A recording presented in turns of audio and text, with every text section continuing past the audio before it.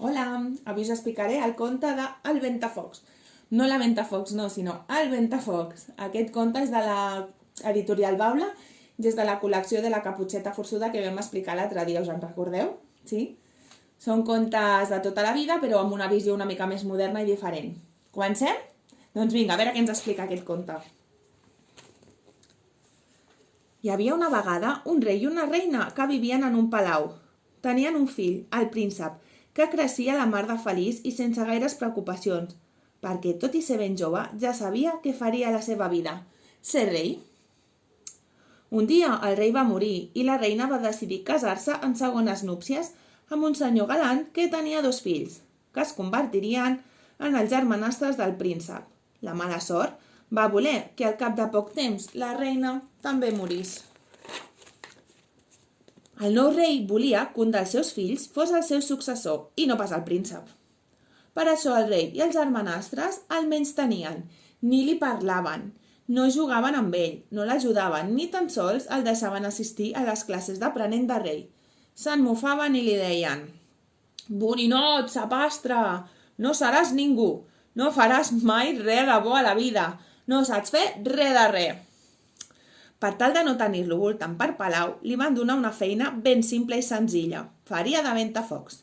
De bon matí, hauria d'encendre les espelmes, les torxes i les llars de foc de totes les sales.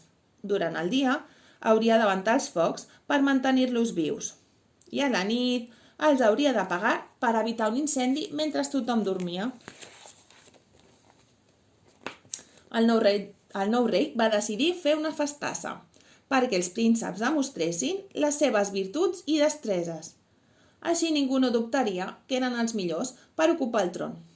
Tot el reialme hi havia estat convidat i a mitja tarda va començar a arribar la gent. Els germanastres van demostrar les seves habilitats. Van muntar a cavall, van lluitar amb espasa, van fer tir a mar.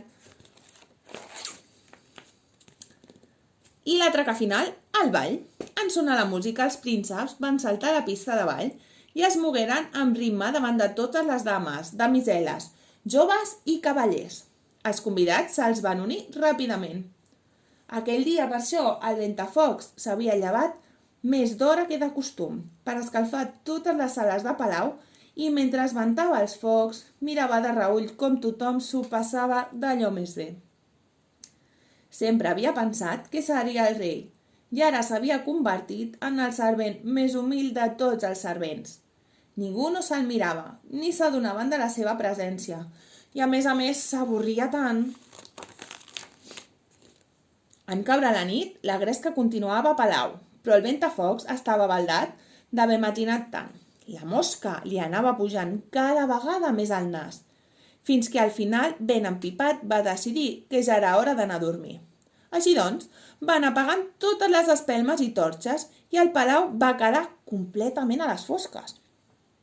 Es va fer el caos. La gent xisclava i corria com boja. Els germanastres, els primers de tots. Els convidats anaven amunt i avall, xocaven entre ells, rodolaven escales avall. A poc, tothom va fugir i el palau va quedar a les fosques i en silenci. El ball s'havia acabat. L'endemà al matí, el Ventafocs va ser, com sempre, el primer de llevar-se. Però en sortir de la seva cambra va exclamar: «Renoi, què és tot aquest desordre?» Quan ho van sentir, el rei i els germanastres van córrer a veure què havia passat. El palau estava ple de sabates, sabatetes i sabatotes. N'hi havia pels passadissos, per les escales, a dins dels armaris, a sobre de les espelmes. La gent les havia perdut quan fugia cap a casa seva. «Això és un desastre! Mira que n'ets de sabatot! No saps ni fer bé de Ventafocs!» li va etzibar el rei. «Ara hauràs d'endreçar-ho tot!» Durant 3 dies i 3 nits, el Ventafocs va haver de netejar, endreçar i classificar totes aquelles sabates i col·locar-les a la sala dels objectes perduts, que aviat es va quedar ben petita.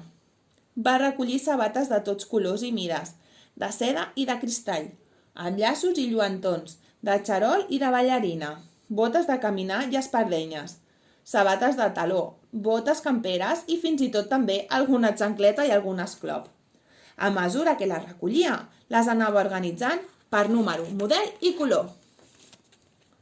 La mitjanit del tercer dia, quan el rellotge tocava a les 12, va trobar la sabata més bonica que havia vist mai. Era austera i feta d'espars, sense fils d'or ni llaços, però tan ben trenada i cosia que s'acostava a la perfecció. El Ventafocs va quedar admirat davant d'aquella obra d'art. Tant de bon dia jo pogués fer alguna cosa tan ben feta, va sospirar el Ventafocs. Així va ser com va decidir buscar la persona que li calcés la sabata. Dit i fet, va marxar amb els focs a mig avivar. Va trucar a les portes de totes les cases del reialme. Tothom se l'emprovava, però no encaixava cap peu. Quan gairebé havia perdut l'esperança, va trobar una caseta en un racó del bosc. Era modesta i amb un rètol que deia «Sabateria». El Ventafocs va picar i va obrir una donzella que duia una sabata en una mà i uns cordons a l'altra. «Passa, passa! Què busques? Vols unes sabates noves? Vols emprovar-te el meu últim model? He creat sabates ideals per córrer. En diré les corredisses».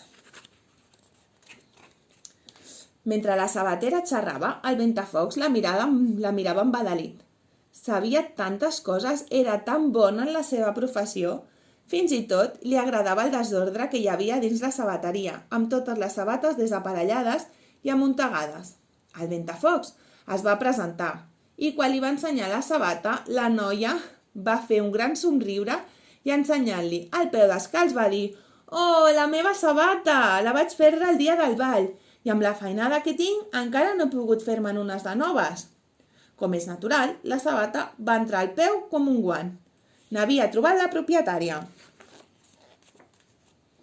Quan la sabatera es va adonar de la cara de felicitat del Ventafocs, se'l va mirar de fit a fit i es van somriure. Ell li va explicar que no li agradava gens la feina que feia a Palau, que tenia ganes d'aprendre a fer alguna cosa per si mateix. La sabatera li va proposar que es quedés amb ella i aprengués l'ofici. Així va ser com el Ventafocs va trobar una professió que li omplia i de passada el seu gran amor. Al cap de poc temps, el més gran dels germanastres va ser coronat rei. Com era costum entre els artesans, el Ventafocs li va enviar un regal, el primer parell de sabates que havia cosit tot sol. Quan el nou rei se les va calçar, li va semblar magnífic. La sorpresa va ser gran quan va descobrir que el sabater era ni més ni menys que el Ventafocs, aquell de qui tant se n'havien mofat. Ell, el rei, vivia a Palau i gaudia de molts luxes i no havia de fer gairebé res. Els dies se li feien eterns, però s'avorria com una ostra. El Ventafocs, en canvi, havia aconseguit ser feliç, fent allò que més li agradava. I contat, ja s'ha acabat. Espero que us hagi agradat. Un petó per tots!